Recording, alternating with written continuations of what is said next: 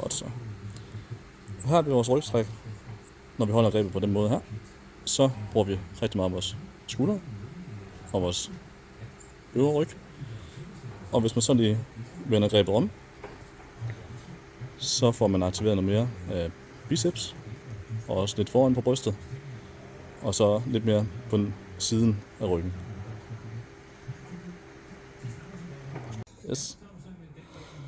Her på vores trækmaskine, eller sidenroning, der, når vi bruger rebet her, så bruger vi meget den nederste del af ryggen, eller vingemusklerne, og den nederste del af brystet.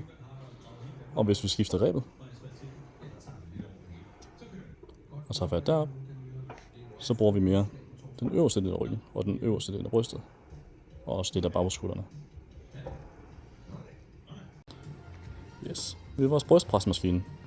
Når du tager fat i det øverste reb, så aktiverer du mere af den øvre brystmuskulatur og det forreste del af skulderen, og også lidt af den øverste del af rygmuskulaturen. Og hvis du ender rebet og tager fat dernede, så får du fat i lidt mere af den nederste del af muskulaturen, af brystmuskulaturen, og den forreste del af skulderen, og lidt mere af den nederste del af rygmuskulaturen. Godt. Ved vores ballemaskine i forhold til fodplacering, så vil det for mange passe med, at man sætter foden ind mod midterstolpen, slapper af i knæene, bliver på flad fod, læner sig ind over og bevæger benet tilbage mod stolpen og placerer foden sådan der.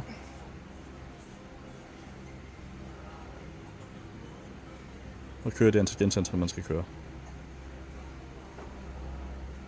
Så.